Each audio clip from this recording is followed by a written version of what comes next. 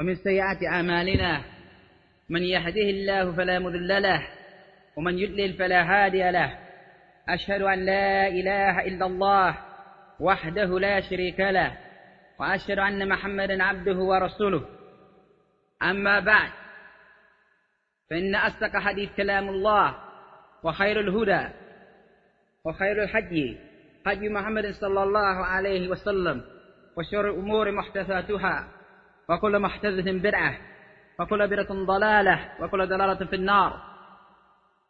بإذن الله ta'ala, this will be our first lecture on this day, the day of Khamis, Yawm al-Khamis, which is Thursday, Laylatul Jum'ah, which is the night of Friday, the 7th of Rajab, which is in accordance with the 4th of September, 1424 after Hijrah, which is in accordance with 2003.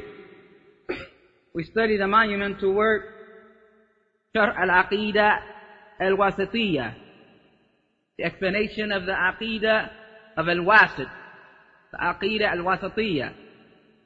It is the original work is done by Shaykh al-Islam Ibn Taymiyyah rahimahullah, who we will mention some of his life, because it's important that we know when we study these books who are the original mu'allif, original scholar of the work, and who are the ones who do the shuruh, Sharh, ones who do the shuruh, who do the explanation of those books. In this respect, this Shaykh al-Islam Ibn Taymiyyah rahimahullah, who wrote the original work at a request that was given to him or asked of him by a qadi, a Muslim judge from the city of Wasit, came complaining about the deviation that the people had in the area of Aqeedah, and particularly the area of belief in the names and qualities of Allah, Asma'ullahi wa Sifatih. And therefore he responded, after telling him he wouldn't write it, saying that Al-Aqeedah, the belief, is not taken from me or from this one or from that one, but rather it is taken from the book of Allah Ta'ala and from the sunnah of the Messenger sallallahu alayhi wa sallam, and from that which has been relayed as its ma'ani or its meanings from the Salaf as-Salih. So they say anyone can get that from any source, and the man persisted that Ibn Taymiyyah rahimahullah write it down for him. So Ibn Taymiyyah rahimahullah wrote it down for him. The explainer of this work is none other than the great Allama, Faqih, Usuli, Muhaddith, Sheikh Muhammad bin Salih al-Uthaymeen rahimahullah. And he explains it in a work which sometimes you can find it 3 volumes or 4 volumes, and I have it down in 1 volume. And he explains, as is his habit to explain, in a very nice, concise, long, in places that he has to go long, or detailed in places where he has to get detailed, short and concise where that is needed, in a fashion which most people are used to if they're used to reading the books of Muhammad bin Salih al-Uthaymeen. If they know something of his works, then they know that the works of Abdullah, Muhammad bin Salih al-Uthaymeen, are in this way. He concentrates on the lugha, the Arabic language, and then he goes on from there. Nevertheless, since it is such that we are studying these works, this particular work in particular, we want to mention something of the life of the original author and the life of the explainer. These biographies that we'll be reading is similar to the biography we read regarding Hafiz al-Hakami, rahimahullah, the book we never really got too much from, got a chance to go through too much. But nevertheless, his biography, the biographies are to be found on fatawaonline.com. So there's no secret, there's no hidden, there's no type of special type situation. Anyone can go get them and can read them for themselves. But we wanted for the record somewhat about his life upon tape. So insha'Allah ta'ala, bi tawfiq min Allah, we start with Shaykh al-Islam Ibn Taymiyyah. Since he's the original author, we should know something about him. And for the most part, I believe that none of us, or very few of us, I shouldn't say none of us, very few of us have studied a work such as this in Aqeedah, to the degree where we study it, paragraph by paragraph, or word by word, if you will, and go all the way through it to the end of it. And so therefore we come knowing the Aqeedah, inshallah, knowing the correct belief. Most of us, for the most part, probably have read the translation, which I said doesn't offer much and really needs a lot more work. The present translation of the book. It can be confusing at times, actually. And this is a hurt rather than a benefit. It's a harm rather than a benefit. So our brother just reading that and maybe hearing some of the explanations that have gone past, or brothers who tried to explain it or try to relate to its meanings in a general sense without going over some work from a well-grounded scholar who has rusukh, who's well-grounded in ilm. There's a difference, and you'll see the difference yourself. Like when we went through the work of Sheikh Zayd al-Madkhali regarding Usul al-Thalatha, and those who have read probably the work in English of Sheikh Muhammad ibn Salih al-Uthaymeen regarding Usul al-Thalatha, if they didn't really sit in the circles like that, or they just sort of read the book, they may have caught all of it, they may have caught some of it, they may have caught a portion of it. So we'll see there's a fundamental difference between that and between learning the Aqeedah from step one of that is presented in a particular book, learning the style of the mu'allaf, the method or the style of the scholar, learning the style of the explainer, the one who is explaining the particular book. All of this goes to benefit a student of knowledge and brings about an awareness of what is correct regarding his aqeedah. Bi'idhnillahi ta'ala. Ala kulli halin, the brother starts out in his biography by really removing some of the nasty and negative things that was said about Ibn Taymiyyah. I don't think we need to go into that right now. For there's not a Salafi on the face of the earth except something nasty or derogatory has been said about. And some type of accusation has been made against him. And some type of character assassination has been attempted. No doubt about that. And this is not only for the Salafi who is a follower of Muhammad sallallahu alayhi wa sallam, but is the way of all the prophets. For the Prophet ﷺ, when he was asked who are those who receive the worst ibtilah, or tests and trials and tribulations, he said, Al-Anbiya, the prophets, ثُمَّ الْأَمْثَلْ فَالْأَمْثَلْ, then those most like them, then those most like them. So anybody upon Tariqatul Rasul, upon the path of the Prophet ﷺ, will get some of what he got. And what he got was, he was called Majnoon, he was called a Sahir, he was called someone who splits between the people, he was called this, he was called that, right? No one follows you but the Rada'il, but the low-life people, the people of the streets, the fools and the buffoons. They're the only one who follows you. This is what Nuh alayhi salam was told. Look who's with you. No? But the fools, the low-life people. And also you're safiyah, you're foolish. And like this. To the degree he said, Laysa bi safahatan. I don't have no foolish on my people. But it's this from Allah to that brain, right? Laysa bi safahatan. I ain't got no foolishness. No? And like this. And how many times did Allah Ta'ala remove from the Prophet ﷺ this accusation of the madness that these people tend to bring when they attempt to belittle or put down someone from the haqq? So, suffice it to say, if you want to read that, you can go to the biography yourself on Fatah Online and read that. We start with his life. He is Taqiuddin. Taqiuddin. Now, Taqiuddin is a laqab. It's a title. And these titles were well known in this particular time of Islamic history. 7th, 8th century, you couldn't get away from having a title. Your parents gave you a title. You were given a title. Taqiuddin, the pious one of the deen, Nasruddin, supporter of the deen, Hujjat to Islam, right? Evidence of Islam, Shamsuddin, the son, S-U-N of Islam. You know what I'm saying? All of these were titles that they were given. None way you can get around it. Ibn Taymiyyah himself disliked it. And in general, it was something disliked Islamically. Something disliked that a person takes a title like that. It's an innovation. It's a bid'ah. And it's also claiming tazkiyah for oneself. How do you know you're Taqiyuddin? How do you know Nasruddin? How do you know you're the supporter of the deen? Ruknuddin, the pillar of the deen, right? So this is something that is not acceptable, except a title which is in fact warranted, and that is Shaykh al-Islam and like this. And that is given over a period of time when a man shows that he has more knowledge of Islam than he has of ignorance of it. Of all the things contained in Islam, he knows more about it. That which he knows about it is much, and a very small amount misses him. And in his usul, in his furu', in the ilm of Quran, in the ilm of hadith, in the ilm of tafsir, in all those type of knowledges, he's well-rounded, so he's called Shaykh al-Islam. And this laqab was used long time ago. Some narrations, Allahu A'lam as to how authentic they are, relate that the Prophet Islam called Umar that, Shaykh al-Islam. Then they were used in other things, until the Turks took it later on and made it like a title as the one who is the faqih, the one who is the jurist. And therefore he had like his own area and expertise. And the people would see him and they say, well, who I go see? Well, go see Shaykh al-Islam. That's his vibe, that's his area, that's his thing. Right? Anything regarding deen, you go to him. And he became like a mansab, position. But other than that, these type of names were not something that were advocated or even allowed by the Sharia. Taqiyuddin Abu Abbas. So that if I ask you the kunya of Shaykh al-Islam ibn Taymiyyah, you say Abul Abbas.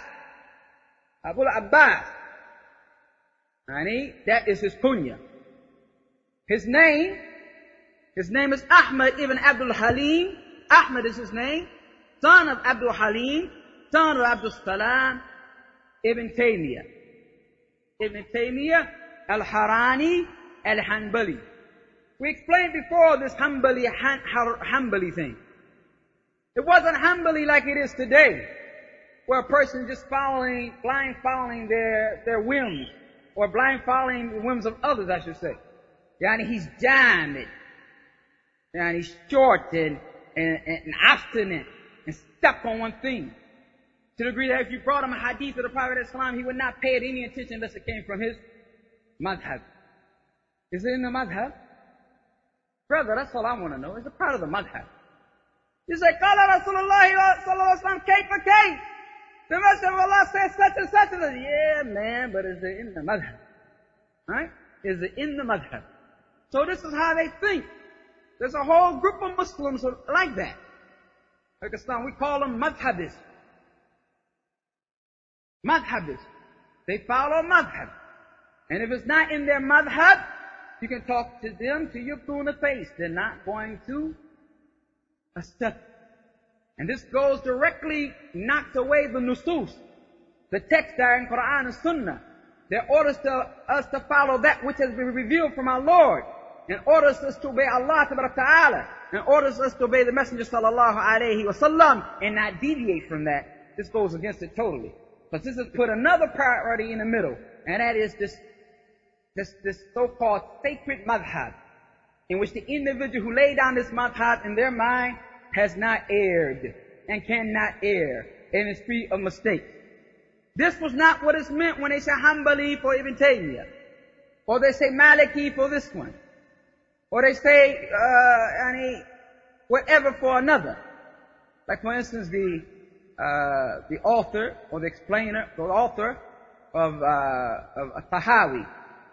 No way if you read Aqeedatal you can call this man a Hanafi like these Hanafis walking around today. It's the usul. It means that he studied the usul or the principles of that particular school, and he uses that to elucidate or to extract various rulings. But when it becomes a fact that it comes in conflict with Kitab and Sunnah, then it's Kitab and Sunnah that he takes, and he doesn't take for them badilan. He doesn't take for them any alternative. He doesn't know for them any alternative. He doesn't know any other direction. He doesn't know any other way. Abdul Salam ibn Taymiyyah al-Harani, Haran was where he was buried. They say Taymiyyah, and he is a relative of his. We'll get to that inshallah.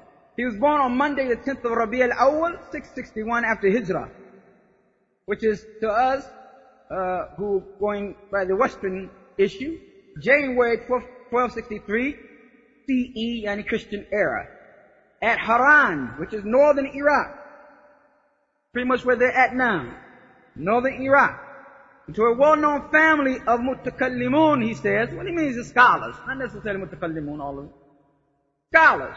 And this is how it usually is, brothers. Honey, the apple doesn't fall too far from the proverbial tree.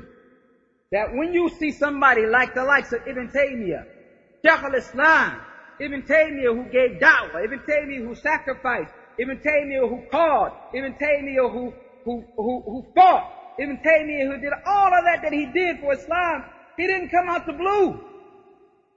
He came from good stock. He didn't come out the blue, he came from good stock. He came from good people. Look at most of the scholars, the likes of Muhammad ibn Wahhab, rahimahullah. His father was a scholar. Grandfather was a scholar. Whose grandfather was a scholar? Doesn't happen overnight. No, it's a generational thing. So I mean, at some point in time, we have to do a groundbreaking. We have to start the ball rolling. No, you might start while it's Fatah right now. And then down the generation, here comes the Shaykh al-Islam thing. Doesn't happen overnight. So he came from this type of family, the well-known family of scholars. His grandfather, his name was kunyas Abu al-Barakat. Father bless him. Abu Barakat. You should know his name. Majduddin ibn Taymiyyah. Why? Because he was a great scholar. He was a great scholar. He's the one who originally wrote the Asl, the origin of the great monumental work in fiqh called Nail al-Awtar, which is what Shawkani called it. The origin of that book, Ibn Taymiyyah's grandfather wrote. And everybody knows Shawkani. But you know Shawkani's Nail al-Awtar on fiqh, and Ahkam al-Ibadat, the acts of Ibadah, and explaining that. But the guy who put it together originally is Abu Barakat, Majduddin, the grandfather of Ibn Taymiyyah, rahimahullah. He was a reputed teacher of the Hanbali school, and his Muntaqa al-Akhbar is what it's called. Nail al-Awtar is a Sharh, explanation of Muntaqa al-Akhbar, of this book here, which is called Muntaqa al-Akhbar, selections of prophetic sayings, which classifies such hadith upon which Islamic legislation is best. In other words, you know what he means by this. You got hadith on wudu, you got hadith on tayammum, you got hadith on ghusl, you got hadith on salat, you got hadith on fasting, you got hadith like that. That's how he put it together. And then came Shawkani. Many, many years later, there are other explanations, but Shawkani came and explained it. It is even today regarded as a very valuable work. Very valuable work. Likewise, the scholar achieves Ibn Taymiyyah's father. His father, Shahabuddin Abdul Halim. Shahabuddin. To look up again. Shahabuddin.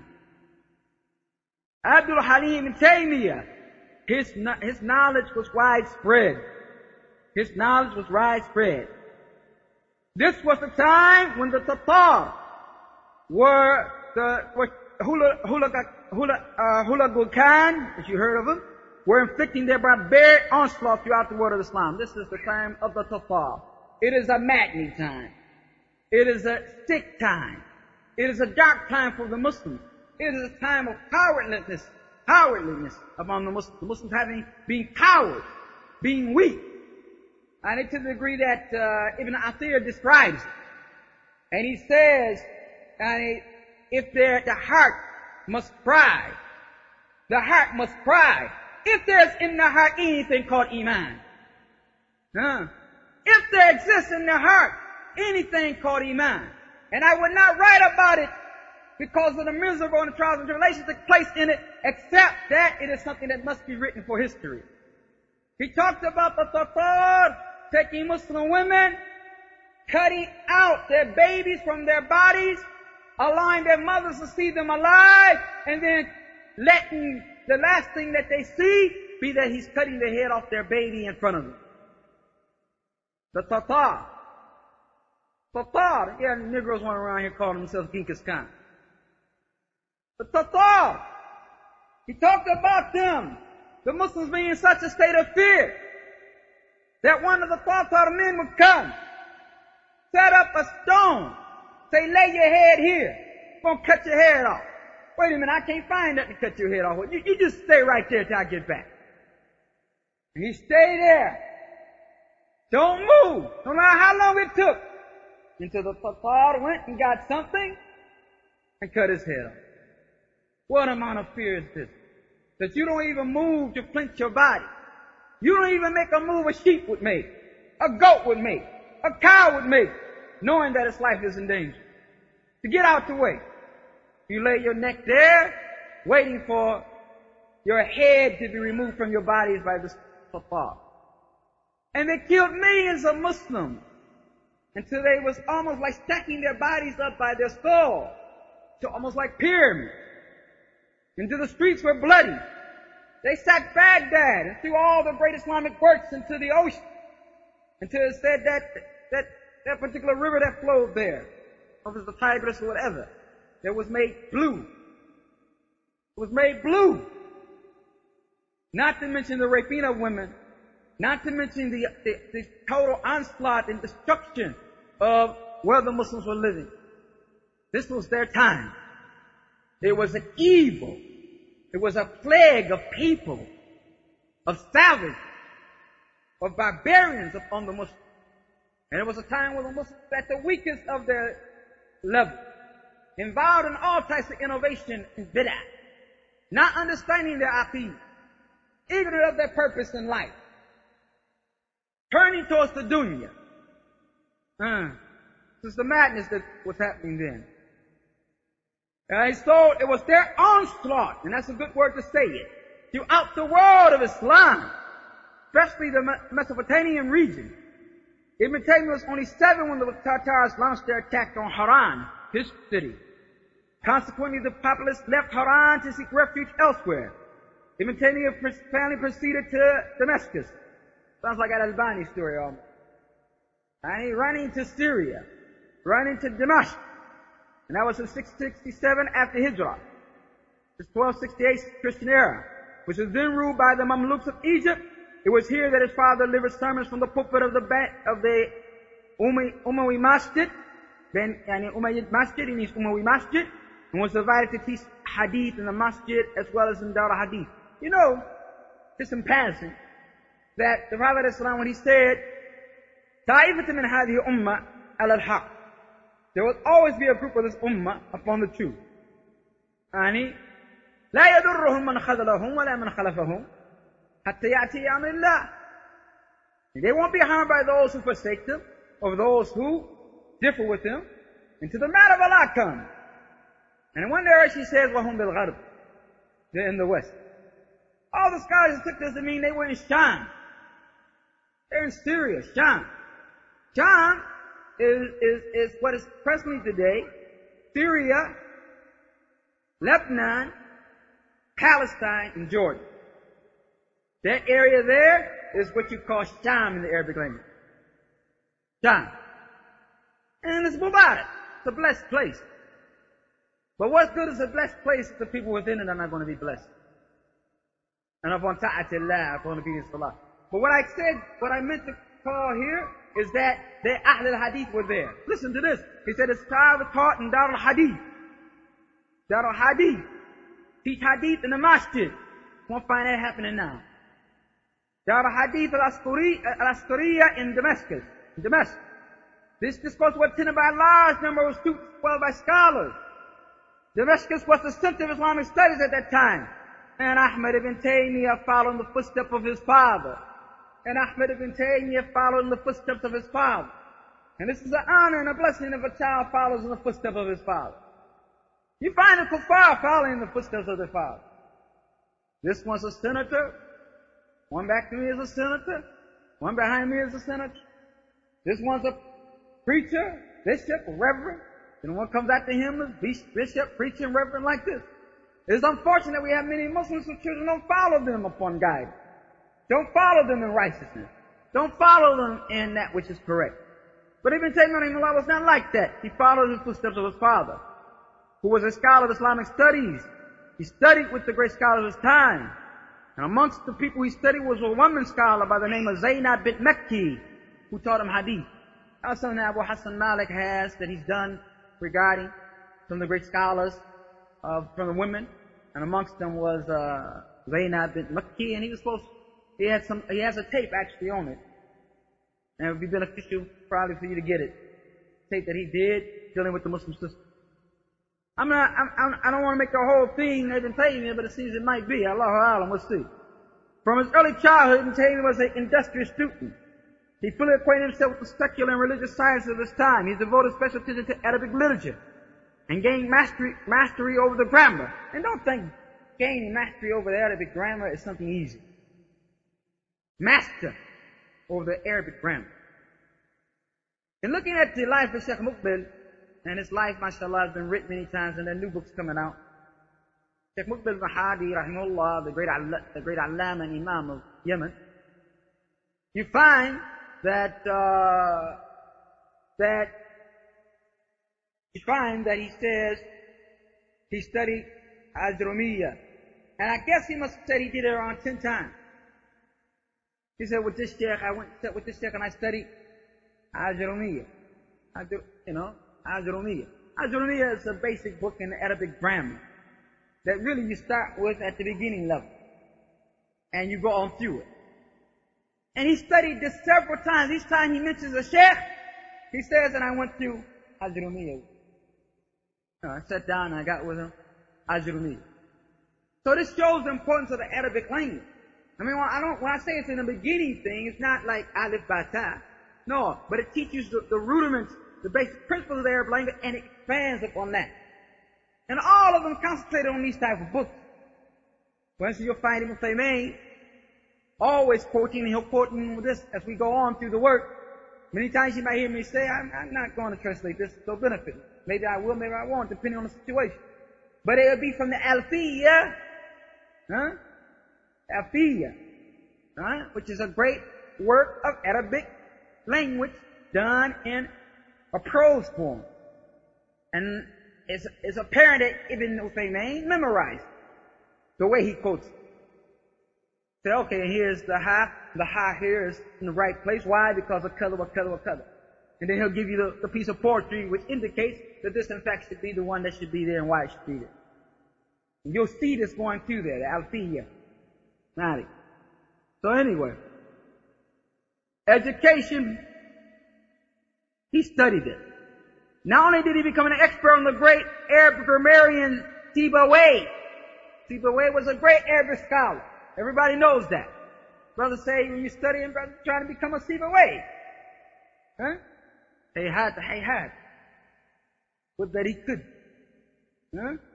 Well, isn't that something easy? He said he studied his book, which is great, is regarded as the greatest authority on grammar and syntax, but he also got so good that he pointed out the errors in the book. Yeah, see where he got this mistake. See way down here. Let's see where he got this mistake right here. He missed this. Hakeza, knowledge. He commanded knowledge of all the poets and poetry then available. Poets, prose, and poetry available then. Say that, as many poetry books that the Arab had, many maqalat and books of rihla and travel that they put in poetic form. Even those poetic things that, mu'allaqat and stuff that hanged in the Kaaba.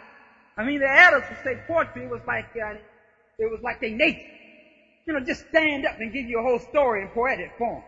I take you, and then hold on, what I did to I came from here, and I went like, we can't even compare it to it, really.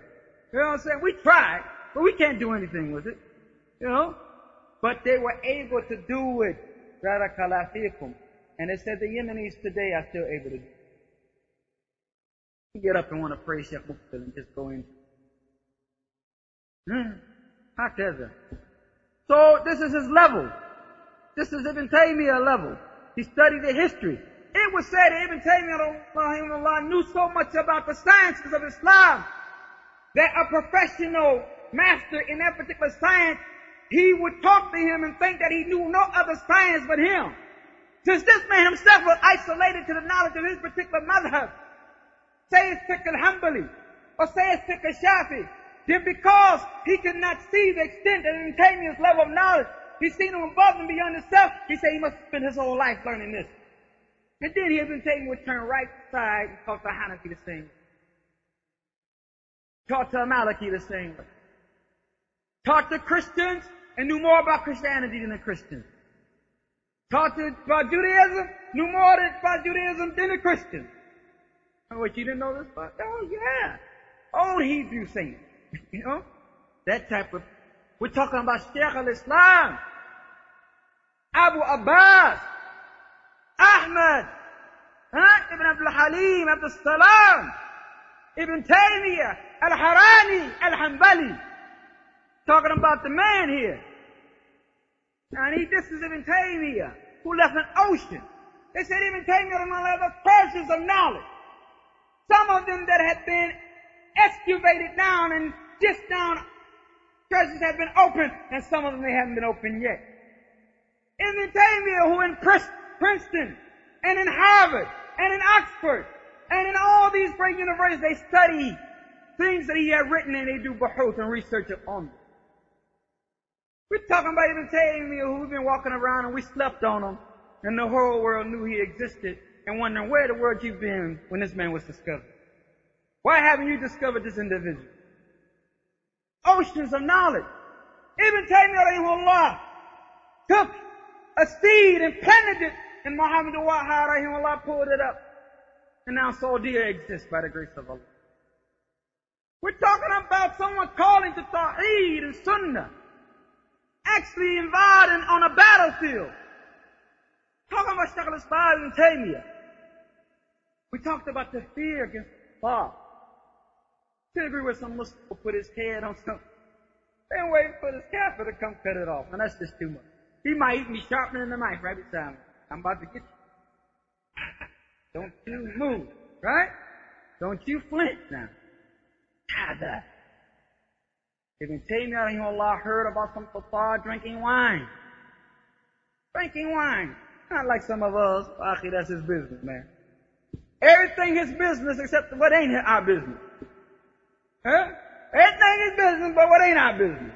Only time we know Husn Islam ma la ya'ni, best Islam a person is leaving on that which is concerned when it comes to something haram that we want to cover up. You know, we don't put that. But anything else of the brother's business is, it's just out there. Ibn Taymiyyah, Allah went to them and talked to them. He said, Ittaqillah. What are you doing? He's not talking to him about the wine, the drink. He's talking about to him about the general things that he's doing to the Muslims. Get his wine. He's called, because, the Tatar came into a cloak type piece. They started claiming they were Muslims, saying shahada on their tongue, not making salat, drinking wine, committing adultery, believing in astrology, talking about they was Muslims. So some Muslims who didn't know Aqeedah, they messed them up. What can we say about them? I mean, they say shahada. Huh? It messed them up. They understand that the reality of Islam that the man had no connection to the reality of Islam. Drinking wine, fornicating, killing Muslims left and right, believing in astrology, having their own Islamic law, non-Islamic law, right, that they ruled by, which from their ancestors. All that didn't matter. Shirk and rububiyyah, shirk and uluhiyyah, shirk and asma sifat, all types of kaba'i wa ma'asi, and making it halal to drink wine, halal to marry your daughters and everything else, some of them. Everything they was doing didn't matter. They said shahada, brother. Ibn Taymiyyah went with some of his students. Students nervous, they shaking. That's the student and the sheikh. Right? These are the students and that's the sheikh. And they're shaking. They said he started howling at them and screaming at them and putting his finger in his face. You can find this in the life of Ibn Taymiyyah. They said we all started raising up our food. We all started raising up our food. We know his head about to go and the blood gonna get on us. Then Abu Abbas about to leave this dunya now. Huh? So they all raised their toes. They said when he got done with that man was like putty in the hands of his table. Fine, ready, whatever. We'll do that. I'll. Ibn Taymiyyah walked off silent, walked off safe, walked off okay, walked off right. You know what I'm saying? But his students were nervous and scared and fearful. These are people that cut off their head for anything, but yet it was not the case with Ibn Taymiyyah, rahimahullah. So Ibn Taymiyyah studied the Quran, no doubt, the Hadith and Sharia. He learned the Hanbali fiqh. Then he became distinguished in it. We're talking about someone who learns something, and then he gets to such a proficiency that he's a master in that. You know what I'm saying? No one can do anything with him in this area. You know? No one, and he's a young man. No man, he's before that acquired his knowledge on Hadith in Syria from Ibn Abu Dayyam. Another received Shamsuddin Abdul Rahman al-Maqdisi. Ibn Taymiyyah received a thorough grounding, brothers, in the six books of Sunnah, and the Musnad ibn Ahmad. You're telling me the man knew Abu Dawood, what Sunnah Nisa'i, what Sunnah Ibn Majah, what Sunnah Tirmidhi, and a Musnad of Imam Ahmad? You know he had the Sahihain before that, because he said Sahih Sitta, he means the sixth book. Bukhari, Muslim, Abu Dawood, Tirmidhi, Nisa'i, Ibn Majah. Then take a 48,000 ahadith book like the Musnad of Imam Ahmad and throw that in there too. He's got all that. His greatest love was the love of tafsir, of Quran. One of his only regrets, he said, is that I did not read enough tafsir of Quran. Not regretting that, that Allah blessed him in other areas, but he wish he had. He will read hundreds and hundreds of tafsir. Yes, there exist hundreds of tafsir. Think it's only Ibn Kathir? Come on, more than that, man.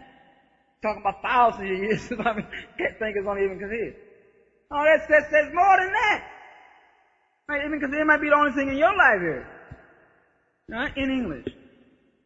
Ala kulli halin, Ibn Taymiyyah makes sajda. And he says, oh, teacher of Ibrahim, teach me. And oh, the one who granted understanding to Sulaiman, grant me understanding. He would do this when any problem came. And this is what we don't do. You ask the average brother, Akhi, what you do when you understand something? First thing, I ask people now. Or I go look it up, I go that. Did you ever think of asking the one, Al-Dam al-Ghuyub, one who know everything? You know? You ever think of raising your hand? And the Prophet of Islam, that's the first thing he would do. And they have a difficulty or misunderstanding of something, or difference of opinion in something. He would get up and make that dua, O Lord of Jibreel, O Lord of Mikael, O Lord of Sarafil, until the end of it. Guide me to that which is correct and that which the people differ, or some of this, and that which is different. That's where you take it to first. That's where you take it to first, to Allah Ta'ala. And Ibn Taymiyyah Allah was like that. He read a tafsir, read a tafsir of an ayah. Then he find himself what? Making sajda, because he didn't understand the ayah. Crying, he would say, begging Allah Ta'ala with all my heart. Oh Allah, the teacher of Ibrahim, teach me. Oh Allah, the granter of understanding, Sulaiman, grant me understanding. This is why he's Shaykh al-Islam. It's not Shaykh al-Islam on his own. It's not Shaykh al-Islam because one day that's what he decided to do. Shaykh al-Islam because of his dependence upon Allah Ta'ala and his ubudiyyah and submissiveness to Allah Ta'ala and his understanding what it means to be a servant to Allah Ta'ala. He completed his studies when he was a teenager at an age of 19.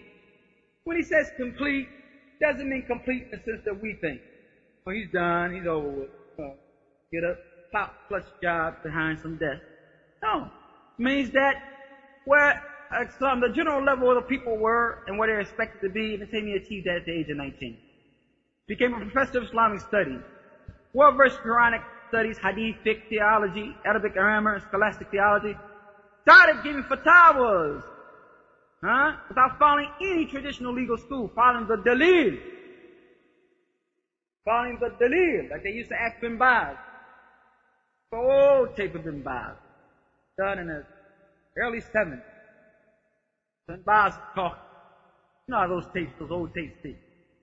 He says that, and he got the madahib, like this. Somebody said, Ya Sheikh, what madhab do you follow? He said, Madhabi Dalil. Madhabi Dalil. That's my madhab. Dalil. You know? The proof. That's the madhab.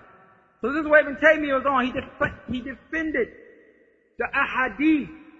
He defended them by arguing on their behalf, taking the Quran and Sunnah, which was unfamiliar to the people of his time.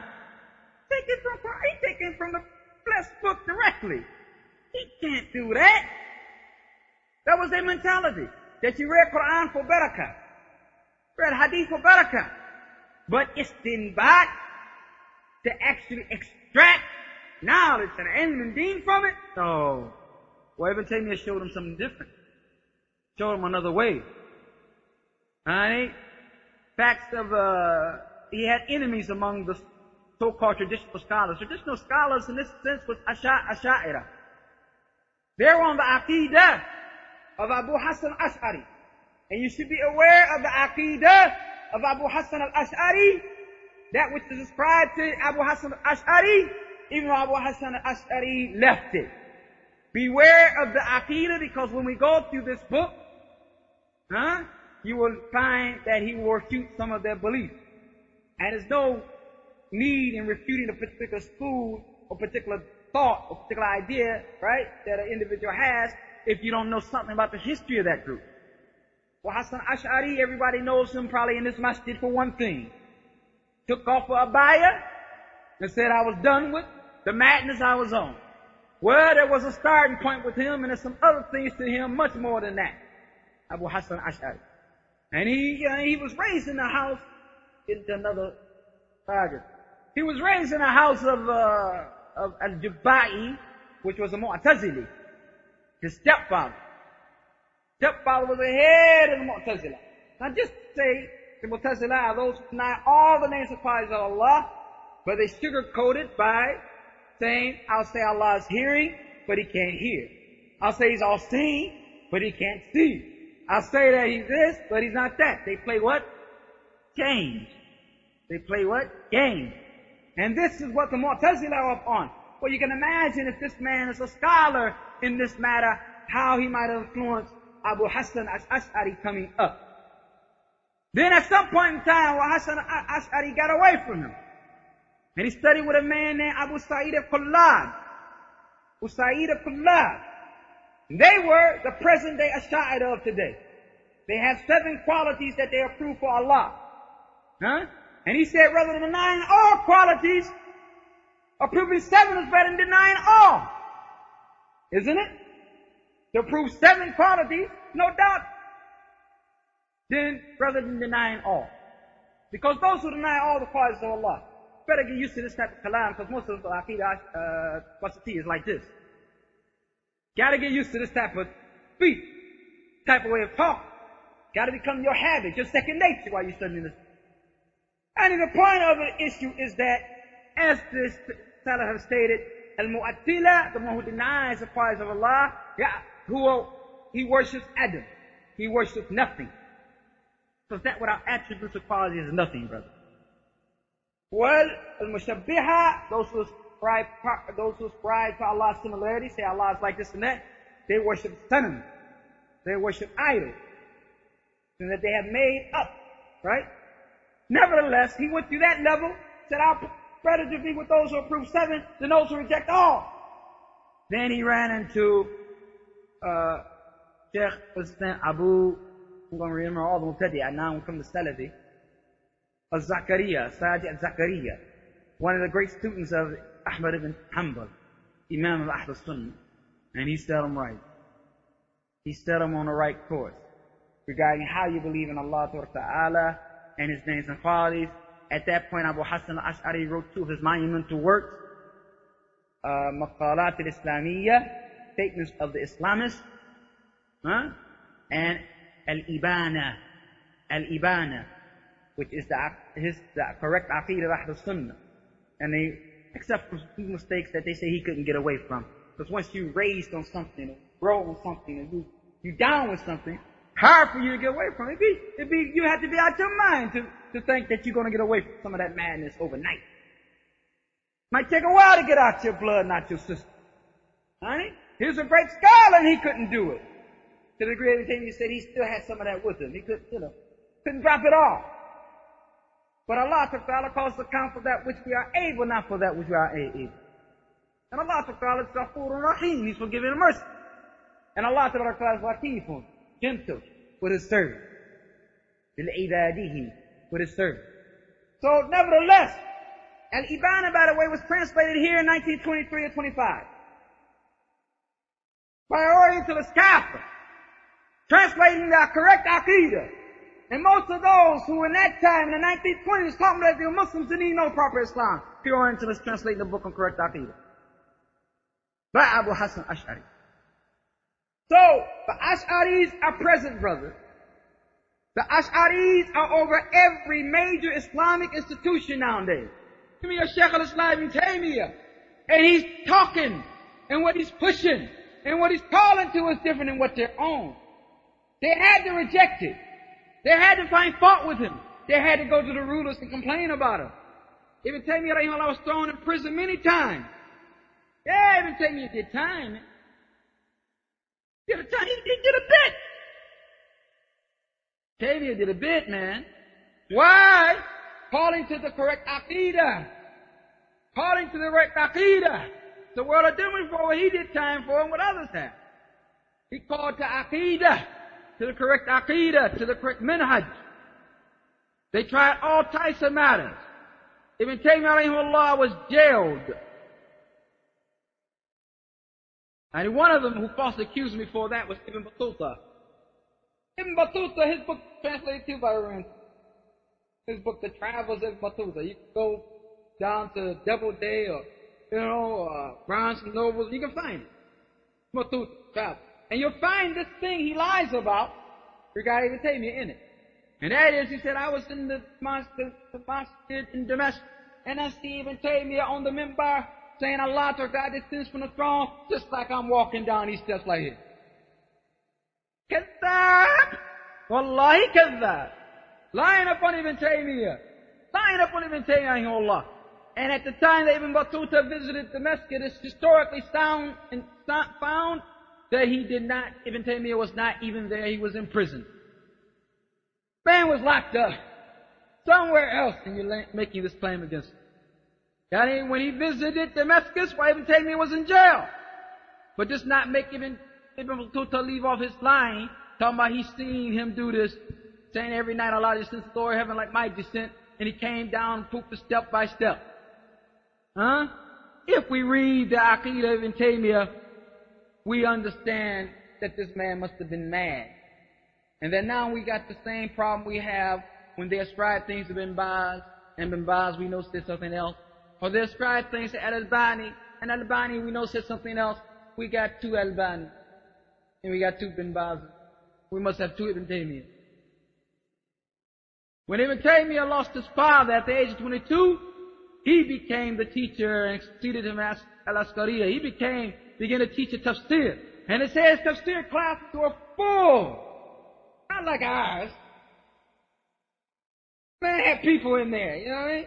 Like a Jummah. That's the only way we can say it now. Like a Jummah. You know like Jummah, brother. You know like Eid. That's how the classes was. They come to benefit. And they heard much benefit. Bani Umayyah. And he began to teach Salafiyah. And he became one of the leading scholars of Syria. We don't have much time. We'll go on to the Mongol threat. The Tatars. Meanwhile, Iraq, Iran, and Khorasan were smothered under, getting earlier than 6:30 now, 7:30 now. Oh, almost done. Can't keep going back. What brother 6 o'clock? We're going to have to do that to Maghrib, brothers. I don't know if y'all want to do that now or wait till after next week. All you want to do?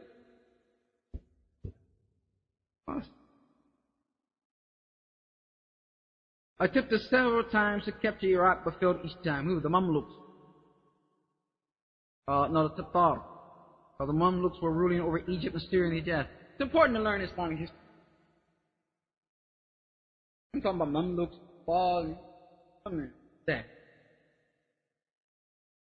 What I'm talking about? Pancake? No, we got to be on the same page, right? Oh, almost done.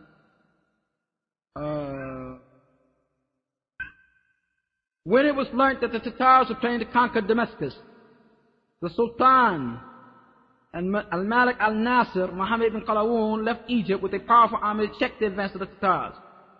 The two forces met in a bloody battle, but the Sultan was defeated and he returned to Egypt. Now Damascus lay wide open for these barbarians who were led by a man named Ghazan, also known as Mahmud.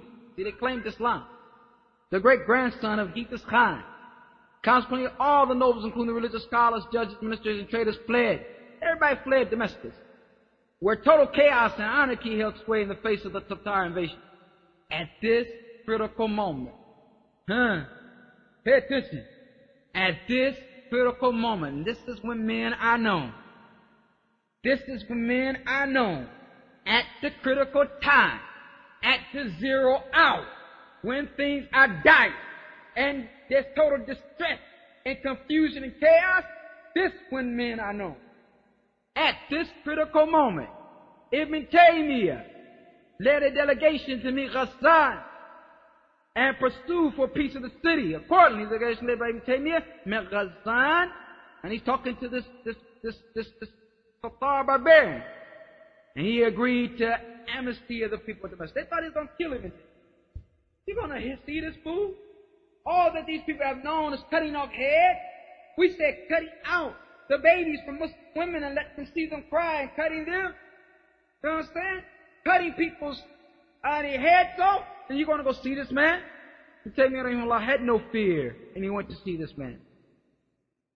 Tatar army advancing towards Syria again reached Damascus later on, and in 702 after Hijrah, caused panic among the people. Many who began running from their homes from place to place. When Ibn Taymiyyah saw this, he began to urge the people to defend themselves. Mujahid, هذا. Man's a mujahid. Now he's in a position of what? Urging the people to defend themselves, stopping them from leaving the city. They said that he was a fighter. Jihad against, he was in the front of the fight, leading the fight, wasn't in the background. Ibn Taymiyyah, rahimahullah. They met them at Baqab, and after a bloody conflict, the Muslims defeated them. It said that during these battles, Ibn Taymiyyah was making dua for Allah Ta'ala, as Prophet Muhammad was doing. Calling upon Allah Ta'ala for help. Calling upon Allah Ta'ala for support. And he would say, we're going to win. And the people would say, Inshallah. Inshallah. But he said to them, Inshallah tahqiqan la ta'aleef. Inshallah in reality, not inshallah like you just making a comment. You know the difference. Brother, you coming by to give me inshallah. That's ta'aleekan. You know he ain't coming, right? From the way he said it, he ain't coming. Huh? Fanny, you get ready to go. What? I thought you said, brother, touch it. He ain't said inshallah. Inshallah tahqiqan, in reality, actualizing that you mean that this thing is going to happen by the grace and will of Allah Ta'ala. Tahqiqan, he means here, actualizing the promise of Allah Ta'ala. Because despite whatever else can be said about the sins and the shortcomings of the Muslims, the promise of Allah Ta'ala is true. The promise of Allah Ta'ala is true. It's real. Promise. And He subhanahu wa ta'ala fulfills His promise. And He subhanahu wa ta'ala fulfills His promise. His jihad against the heretics will be all day. The religious condition of the Muslims and how he dealt with them would be all day. Ibn Taymiyyah fought every mubtadi'. Every mubtadi' he followed. There wasn't one mubtadi' in the area that he was down against. One mubtadi' on one street, in one building. Huh? No, every mubtadi' he fought. Every mubtadi' you can name, he got some type of radd against him. They talk about the rudu today, and if they saw Ibn Taymiyyah, they would say, all this man do is do rudu. I met him, man. Catch this rudu. Radd al-Jahmiyyah, Radd al-Qadariyah, Radd al-Murji'ah, Radd al-Ash'ariyah, Radd al-Radd al-Dak. Ish hada. Man, just a radd machine. That's what he did. And he wrote works against these people. He wrote 5 volumes against the Shia. More. Minhaj al-Sunnah, knocked down the Shia. Just did them. He just did them bad, which was what they deserved. Took their hearts out while it was still beating them. Slapped them with it. You know what I'm saying? You know what I'm saying? Entertain you. You know what I'm saying? Cut them on the chin, pull their tongue out, give them a Colombian necktie. Just hurt them. Dunked on their ears, poked out their eyes. They did it to them. Look at Minhaj al-Sunnah. Look at Minhaj al-Sunnah. It leaves no room for a Rafidi. He won't even raise his head. What can he say? Mother Aqul, what's that thing? What can I say? And Ibn Taymiyyah said it. Nothing I can do about it. His students, like Al-Dahabi, and Ibn Kathir, Ibn Imad, Abdullah, what can you say about this man? He got students like Dahabi and Ibn Qayyim, Ibn Rajab. Can you say about the man except he's Shaykh al-Islam, brother? Shaykh al-Islam, Abu Abbas. On every front. If it's in fiqh, he's there. If it's in hadith, he's there. If it's in tafsir, he's there. If it's in area of Islam, he's there. Protecting the sunnah. Guiding the deen. Responding to mubtadi'een. We haven't given him half of his right. Third of his right. We're talking about him tonight. Listen to some of the works he has. Al-Jawab al-Sahih. What was that? That's response to Christians. Al-Jawab al-Sahih, liman baddala deen al-Masih. The correct response to those who corrupt the deen of the Messiah. Answer to the criticism of the Christians. 5 volumes. 6 volumes. Phone book. Dealing with it. Knocked them out. No other jawab was needed. Huh? They were KO'd. Taken out of the place. Really. Read the work. It's beyond belief. Rad ala muntaqiyin. A refutation against the logicians, those who use logic. And there was a big movement in his time, and there's a big movement nowadays. Kitab al-Siyasa Shar'iyyah deals with the political theory and government in Islam. Yes, before Ikhwan ever came into existence. Minhaj al-Sunnah Nabawiyyah, what I was talking about, a refutation of the Shia beliefs. He wrote it in regards to a book called Minhaj al-Qaranah of Ibn al-Mutahhir al-Hilli. A book about visiting the graves of saint worship, intercession, and superstitious beliefs like that, called Ziyar al-Qubur. Collection of books dealing with various facets of the Aqeedah. Risalat al-Mariyah. You heard of it. Risalat al-Mariyah. Huh? Fatawa. I mean, come on, brother. Come on. All of these are great works of Ibn Taymiyyah rahimahullah. All these are great works of Ibn Taymiyyah rahimahullah. The man was in fact Shaykh al-Islam. And to the degree that now his soul is dependent upon in most areas of Islamic science. To the degree that you're not going to, any sururi, hutubi, would say what Ibn Taymiyyah said. Because he knows that will lend credence or level to his argument. You put Ibn Taymiyyah on the table, you don't need nothing else. Only from the statements of people, I mean. Because he's going to bring Quran and Sunnah. You're going to, it's a one-stop center. You're going to stop there, you're going to shop for everything you need, you're going to go on about your business. Shaykh al-Islam Ibn Taymiyyah. And you'll see how he is when we get through this work, or begin to go through this work. And have a little, barakallahu feekum, be a little bit enthusiastic, brother. Don't come in here, drag, late, talk, oh man, I'm studying Aqeedah. Aqeedah is the life source of the Muslim. And if Aqeedah, your light ain't on because you ain't got no light. Huh? Aqeedah is it. If we get our Aqeedah correct, then everything else will be correct. We start, well, what about my relationship with my wife? Well, you get your Aqeedah correct, your relationship with your wife will be correct. What my relationship with my brothers? I feel this way, I feel that way. Get your Aqeedah correct, your relationship with your brothers will be correct. Of course, they got to get their Aqeedah correct also.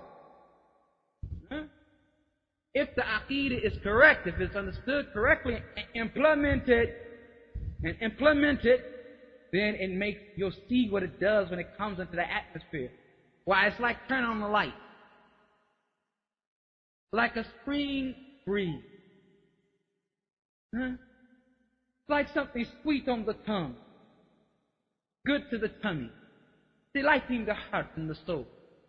You know, my dear respected brothers. Aqeedah is that, all of that and more. And we'll get into it, inshallah ta'ala, if Allah ta'ala spares us.